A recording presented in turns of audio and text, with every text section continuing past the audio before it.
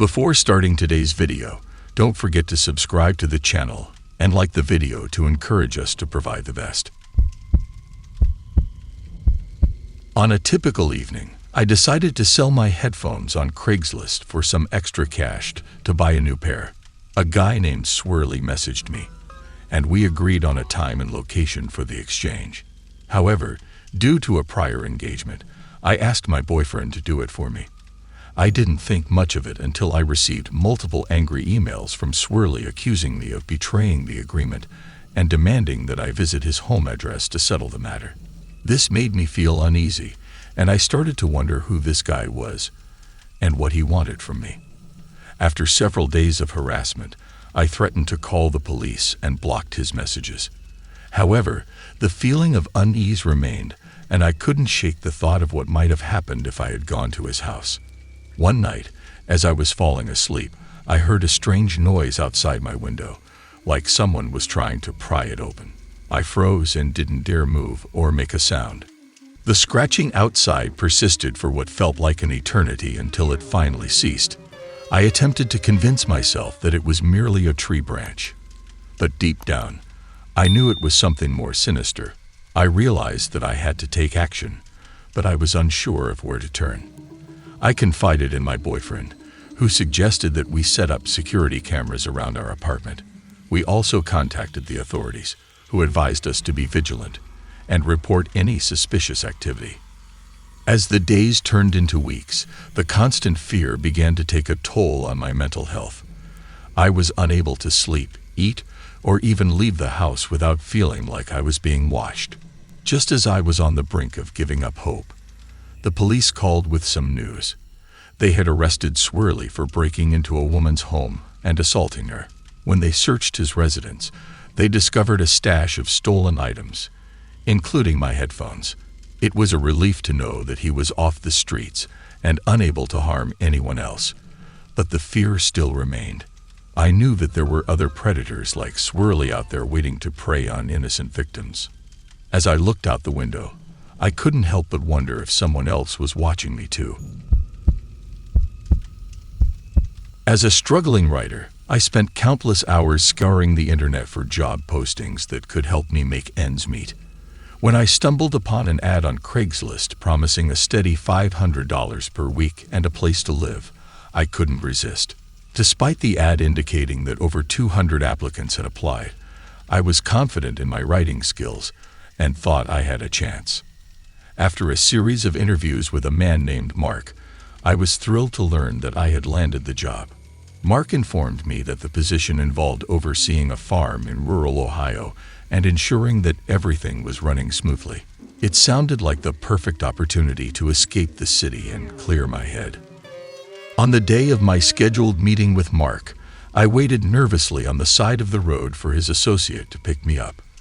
A portly man in a white van arrived and introduced himself as Jack, stating that Mark had sent him to collect me.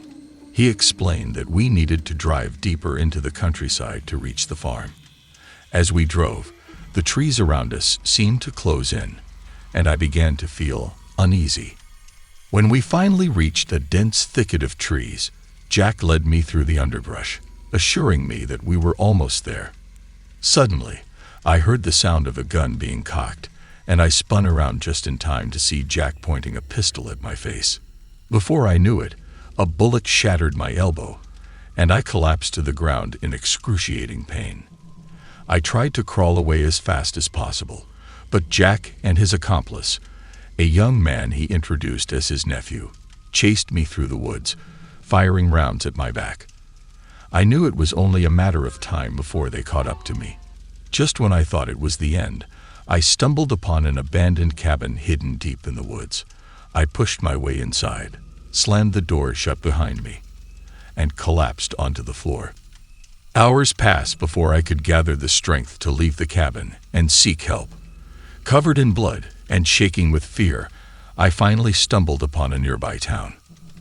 As I recounted my story to the police, I realized the terrifying truth. Jack and his accomplice had lured men into the woods with the promise of a job, just as they had done with me. They had already killed 3 men and buried their bodies in shallow graves. The thought of what could have happened to me if I hadn't managed to escape filled me with dread. I shuddered at the memory of Jack's gun pointed at my face and the sound of bullets whizzing past my head. As I reflected on that day, I knew that I had survived for a reason. The memory of that harrowing experience would stay with me for the rest of my life, serving as a constant reminder of the darkness that can lurk behind even the most innocent of job ads. Emily, who had recently relocated to the city for a new job, was in search of an economical mode of transportation. She spent weeks scouring for a used bicycle and eventually stumbled upon a promising listing on Craigslist. The bicycle appeared to be in immaculate condition, and the asking price was quite reasonable. Filled with enthusiasm, Emily contacted the seller, and they arranged to meet at a park in a nearby neighborhood. Upon arrival, she scanned the area for the seller, but to no avail. After waiting for a few minutes, her apprehension grew until a man approached her and inquired if she was Emily.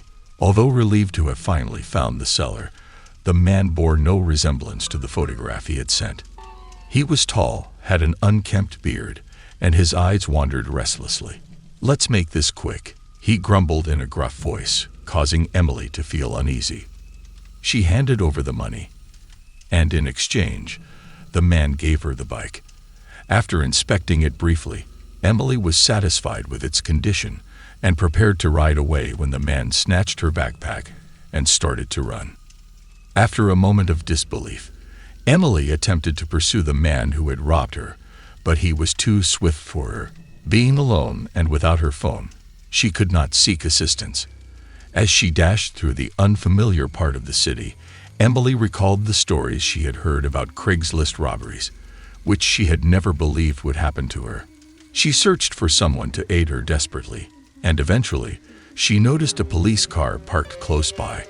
Breathlessly, she approached the car and pleaded with the officers for assistance, informing them of the theft of her backpack and bike. The officers carefully listened to her account and took swift action. They scoured the vicinity and apprehended the perpetrator who had taken her belongings. The man was apprehended and Emily's possessions were recovered. The incident had left her shaken, and she realized that she must exercise more caution while purchasing items on Craigslist. She vowed to only meet sellers in public areas and to bring along a companion whenever feasible. As she rode her newly acquired bike home, Emily couldn't shake off the sense of fear that had taken hold of her. She understood that she had been fortunate to have survived the incident unharmed, but she also acknowledged that not everyone was as fortunate. From that day onwards, Emily made a conscious effort to be vigilant and mindful of the hazards that come with online purchasing. She had learned the hard way that the convenience of online shopping comes with a high cost. Although I had heard of scams on Craigslist before, I never thought I would fall victim to one. I decided to sell my beloved motorcycle on the website to earn some quick cash before starting college. To my surprise, I received an offer for my asking price, which was a bit high. However, as the saying goes, if it sounds too good to be true, it probably is. The potential buyer, who claimed to be out of state, wanted to pay through PayPal and have his brother pick up and ship the motorcycle. Red flags went up in my mind, but I decided not to take any action until the money was in my account.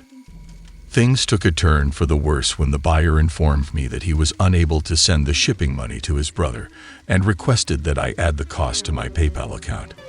I knew something was not right, so I refused to do anything until I received the payment. That's when I received an email from PayPal requesting that I transfer $1,200 to a shipping company via a random bank. I realized something was off, particularly since there was no money in my account. I informed the buyer that there was no money in my account, and I wouldn't take any action until I received the payment. The buyer responded with a flimsy excuse about needing me to send the money to receive the payment. However, I wasn't about to send $1,200 to an unknown entity, particularly when I didn't have the money in the first place. I believed I had evaded the swindle, but the worst was still to come. When I refreshed my post, the buyer messaged me with the same old pitch, as if our previous conversation never occurred. My heart sank. I knew this was not merely a naive scammer attempting to earn a quick profit. This was someone who was tenacious and wanted something from me. I promptly deleted the post and blocked the buyer's accounts, hoping that would be the end of it. But for days afterward, I couldn't shake the feeling that something wasn't right. I felt like someone was watching me, as if someone was always lurking around the corner waiting for me. It was as if the scammer was still there, skulking in the shadows, and waiting for an opportunity to strike. One night, I was lying in bed, attempting to drift off to sleep when I heard a noise outside my window. At first, I believed it was just the wind, but then I heard footsteps getting closer and closer. My heart raced as I realized that someone was attempting to break in. I tried to call the police, but my phone was dead. I was alone and defenseless, with nothing but my fear to protect me. Just when I thought it was the end for me, the footsteps stopped. I held my breath, waiting for something to happen, but nothing did. The intruder was gone as quickly and quietly as they had come. I didn't sleep that night, or the nights that followed. I was always on edge, always looking over my shoulder, always anticipating the next attack. In the end, I never found out who was attempting to break in, but I knew deep down that it was the same person who was trying to scam me on Craigslist. They weren't only after my money, they were after me. And now, I live in constant fear, wondering when they will come back for me again. Thank you for watching today's video. If you enjoyed it, please consider liking and sharing it to support me. The best is yet to come.